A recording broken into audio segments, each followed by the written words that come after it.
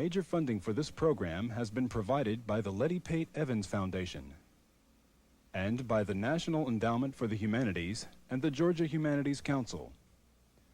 Additional funding was provided by the David, Helen, and Marion Woodward Fund, a Wachovia Bank-managed foundation, by Atlanta Gaslight Company, Georgia's largest energy distributor and Atlanta's oldest corporate citizen, and by the American Express Philanthropic Fund.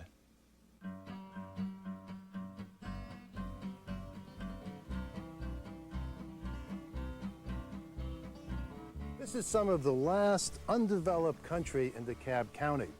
Right over the hill behind us is Arabian Mountain Park, a county-owned wilderness preservation area. Oh yeah, the fellow on the porch up there is the producer of this series. He seems to think that this log cabin helps him maintain his ties with his Appalachian roots.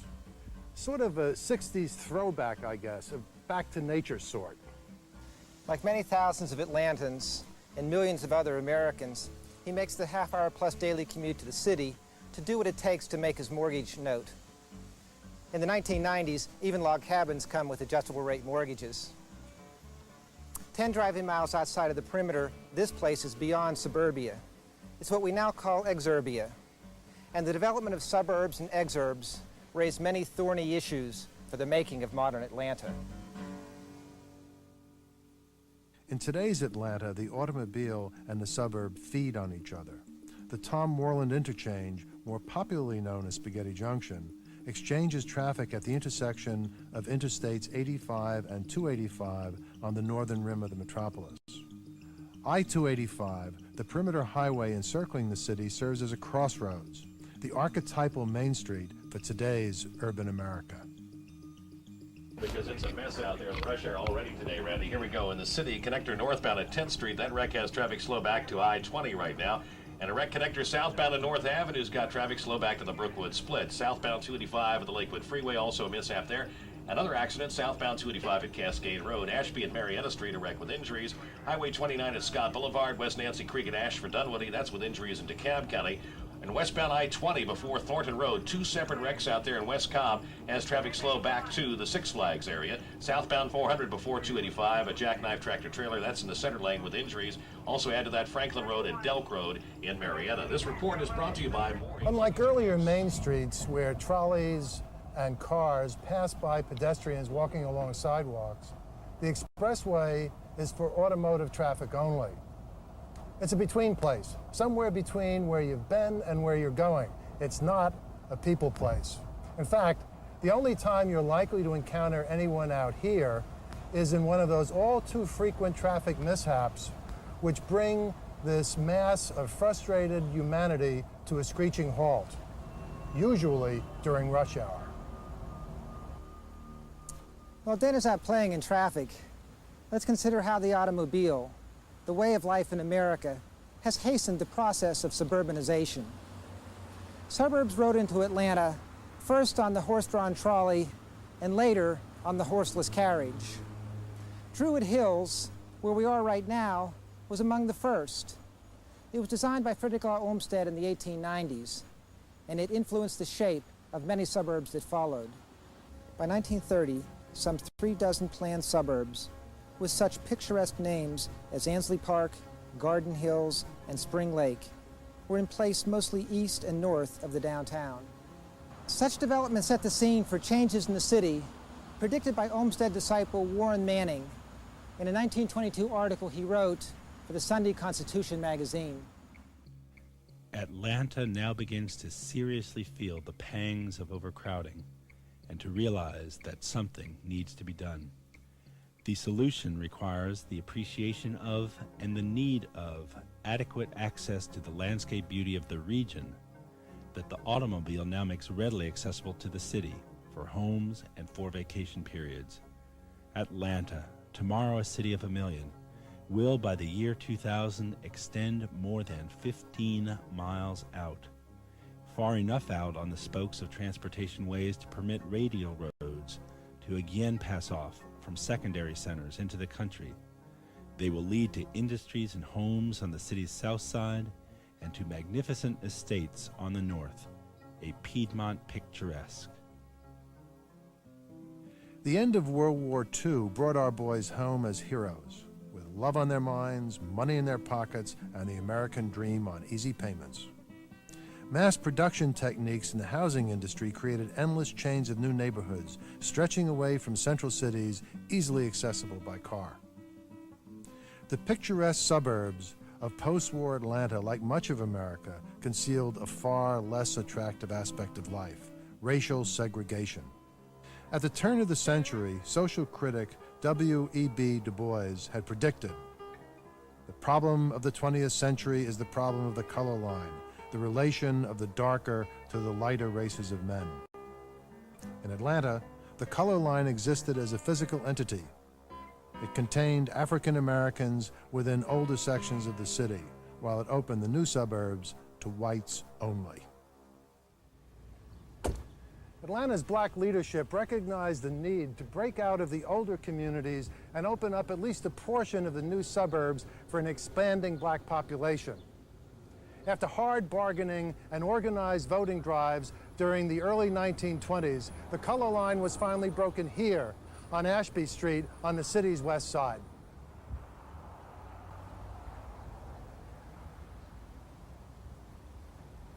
Black suburbanization had begun.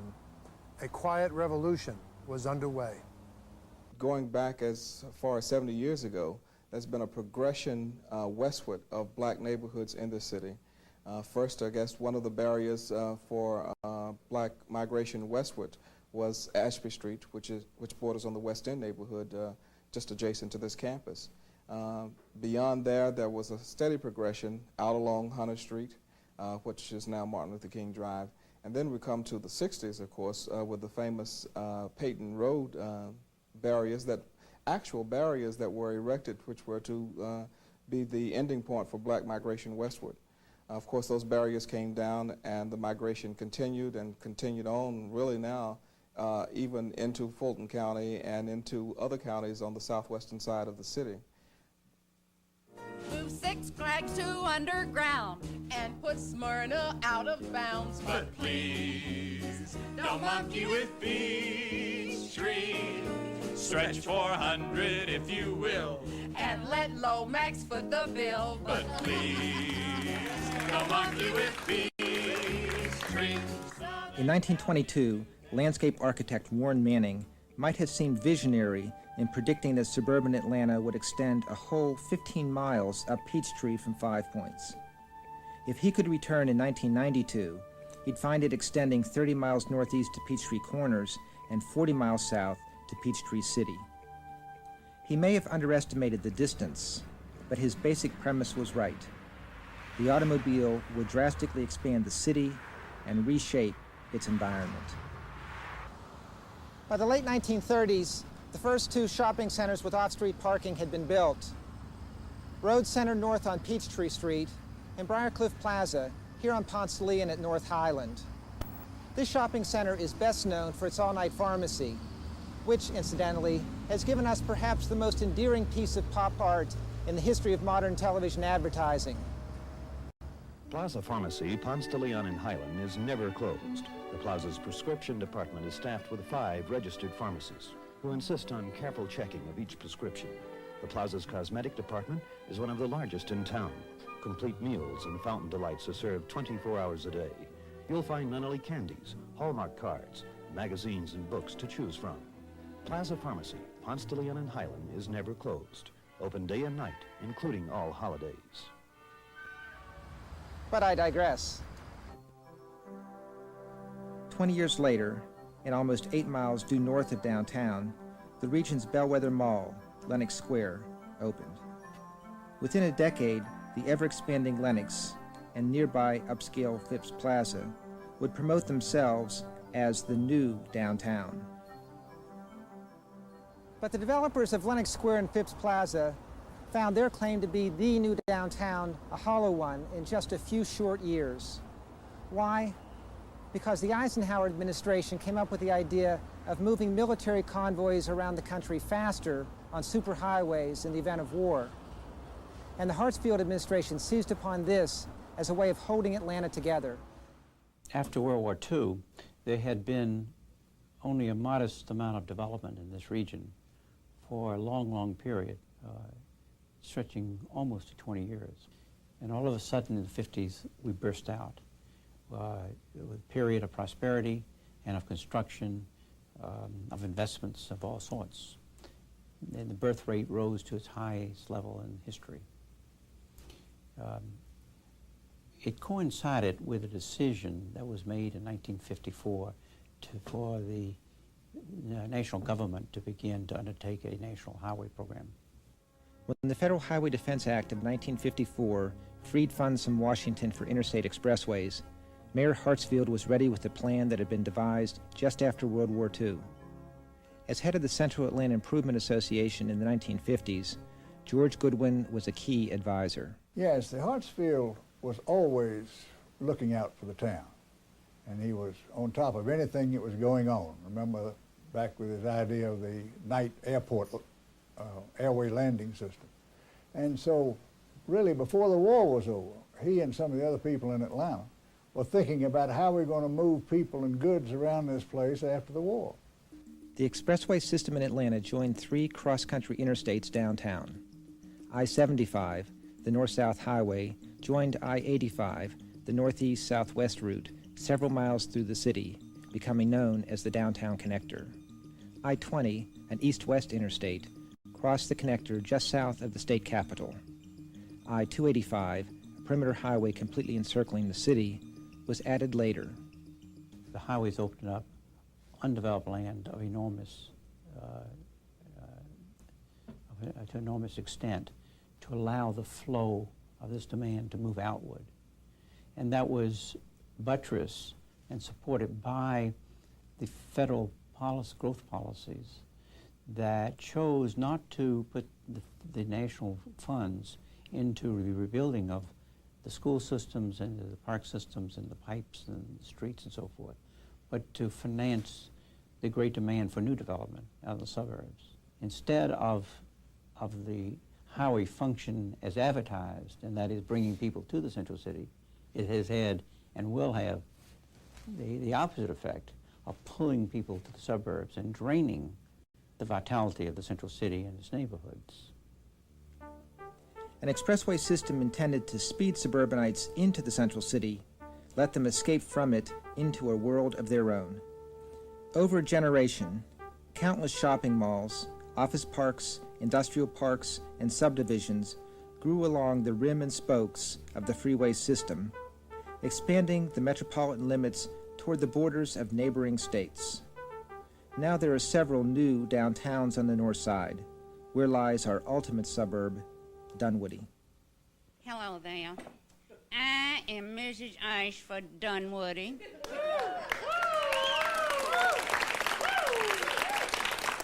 Of the Peachtree Dunwoodies. No relation to the Chambly Dunwoodies. Although Ashford and Chambly did go to Boys High together. I am here tonight to talk to you about raising your child.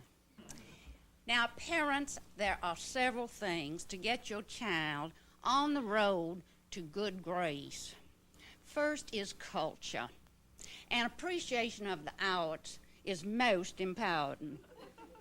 I recall a rather unfortunate incident that happened on one of our Junior League Museums tours to see the King Tut exhibit. Well, a group of 6-year-olds completely devoured the entire preserved food section. It wasn't so much the fact that they ate it, it was how they ate it. Parents, if your child shows an appetite for art, make sure he chews it with his mouth closed. Second in importance is religion. Picking out the right church for your child is very important. Make sure they have a heated indoor swimming pool and a good summer camp program. I'm aware of the tennis jokes and all that. What, any of those come to mind, you know? The one about how a Dunwoody housewife goes to a funeral in a black tennis outfit. I really don't like those jokes. I really think people have a misconception of this area. I think maybe there's a reputation about Dunwoody that we're just simply a tennis playing community, but that's not true. I am a tennis player, but I don't really play. I don't like that sort of competitive tennis all the time and women sitting around. I didn't like that. I'd done that. I did that in New Hampshire when the tennis boom was on. I really wasn't part of that. But there's a lot more to life here than that. A lot more. Dunwoody, we like the look of the Williamsburg, the look here in the middle of Dunwoody Village. But I guess since I'm a child of the 70s, it really bothers me that everything would have to be exactly the same. When Turtles built a new building, they had a purple awning on it, and some of the Dunwoody people are fighting it. And I just think there's so many more important things to fight about than a purple awning to wreck the Williamsburg look. I just say relax about it. So, and, but I love Dunwoody because I feel really safe. I guess you're saying the Dunwoody housewife plays tennis, has lunch with a couple of ladies, but most black females on the north side of town travel, take their children to daycare centers, take their children to other daycare situations. We're out hustling, we're out working very hard. And I kind of think that Dunwoody housewife is a vanishing breed at this point too, because most households need a second income. Suburban women, especially suburban housewives, are really people. They come in all sizes and shapes and colors, and their aspirations are different, and their prejudices are different, and their experiences are different, and their occupations are different, and so forth. So there's really no way to classify suburban women as one kind of anything, because they're not. They're too varied and they're too different. Do you ever go much to Atlanta, to downtown? Yes, we go downtown some. What do you do? Not entertainment things, when we go to the symphony, or when we go to ballet, or when we go to the theater or something like that, we go downtown. We go occasionally, but generally we don't go too much because we're kind of afraid of the crime down there. In retrospect, I would have lived closer into town. Really? Into the city, yes. Why? Because I like to go to the symphony and I like to go to the theatre, and I just like the atmosphere in close-in neighbourhoods. Some people here say, oh, have you been to Underground? You took MARTA? Well, how'd you feel about that? And those are Dunwoodians talking, but I don't know. I think you're going to have that kind of reaction anywhere you go. Well, I think that people think everyone that lives in Dunwoody is extremely affluent and drives a Mercedes, but there's a big cross-section of people that live out here, not just wealthy, but from all areas of life, and I think people have the wrong idea. A good maid is invaluable, and she can help you pick your child out in a crowd. And this isn't my kid either, but that's okay. As its people moved ever outward, the city adopted another new slogan. Atlanta, the city too busy to hate, was now Atlanta, a city without limits. In the process, it also devised a new set of references, inside or outside the perimeter. This convenient classification provided a ready measure for physical distance, accessibility, lifestyle, class, and race. It defined the boundaries and challenges of today's and tomorrow's Atlanta. Outside the perimeter, specifically beyond its northern rim, there developed a new community form and lifestyle that we described many miles ago as exurban. In contrast to older, closer-in, more traditional suburbs, which were extensions of the city proper, the new exurbs exist within themselves alone. This mall is Gwinnett Place, but it could be any place. It could be in Los Angeles or in Toledo. It could even be in Disney World. There's nothing about it that bespeaks Atlanta. The Rich's department store in this mall isn't like the historic Rich's downtown that finally withered and died. Here, there's no Magnolia Room, no Pink Pig, no Christmas tree, no tradition of family ownership stretching back to the 1870s. The average shopper here doesn't relate to any of this.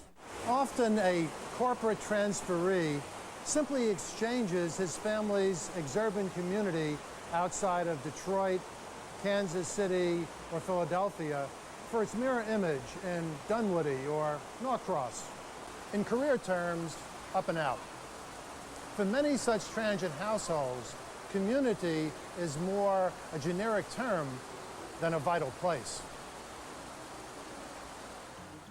Inside the perimeter is becoming the exact opposite of outside.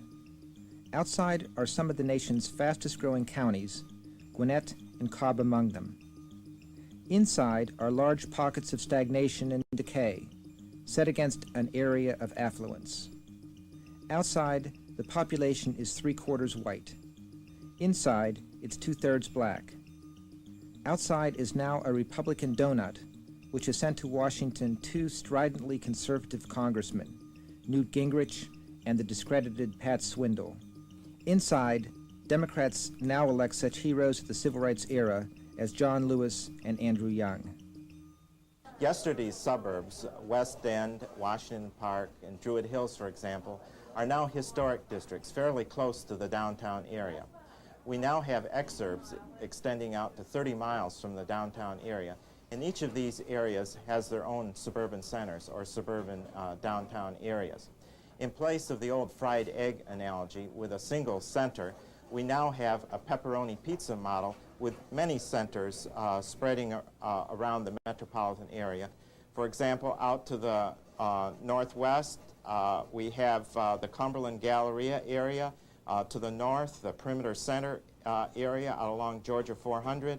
To the northeast, we have the North Lake area, and Gwinnett Place is another burgeoning center. For the future, I suspect that this process will continue and will add even more centers to the 8 to 10 that we now have. For example, the outer perimeter highway that's being proposed will develop its own suburban downtown areas. So in the future, we may be talking about downtown Lake Lanier out in the suburbs. The kind of development that would be drawn to the outer perimeter is not that which competes with the kind of development that's coming into Atlanta. I think it ought to be built. I proposed it, I re-proposed it. It was first proposed many years ago, and it's more than a highway. It's had 3 main purposes. One, it's needed as a transportation artery.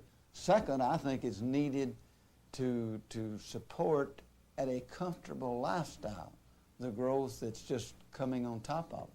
And third, it would continue to generate economic development for the entire state. The outer loop is the most ridiculous thing ever proposed on the state of Georgia. And I hope it, before we spend any money on it, we come to some form of sanity and stop it. The outer loop is ridiculous. Because it will have this effect of drawing. Well, no, it's not only that, but it's like in any circle. I draw a circle here, which say the inner loop. But then I go out and I draw a bigger circle out here, and it's a geometric progression. And the expense of that and the fragmentation and dispersal of the energies and the critical mass that makes for something great and efficient begins to disperse and becomes totally inefficient. Enormous waste of capital. And I hope to God it never comes to pass. Some of the images evoked by suburban exurban sprawl are disturbing. The contrast between north side affluence and south side neglect. Localism in government in place of cooperation in regional concerns. Governmental deadlock, traffic gridlock, polluted air, water, and soil. A city without limits, perhaps, but also a city without focus. Consider our producer's cozy cabin on 2 acres of land here in southeast DeKalb, and consider what lies 2 miles from him in any direction. To the south, other modest homes owned by mostly white country people on a semi-rural road. To the north, the town of Lithonia, a little piece of pepperoni in Truman Hartshorn's metaphorical pizza. To the west, brand new mansions on estate lots inhabited by upwardly mobile African Americans.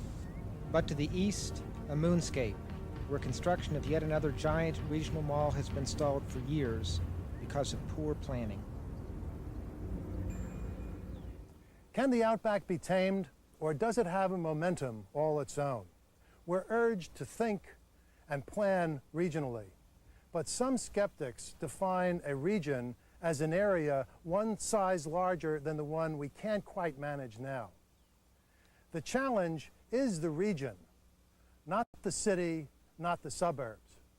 Right now, in the race between regional planning and development like this, the odds are with this.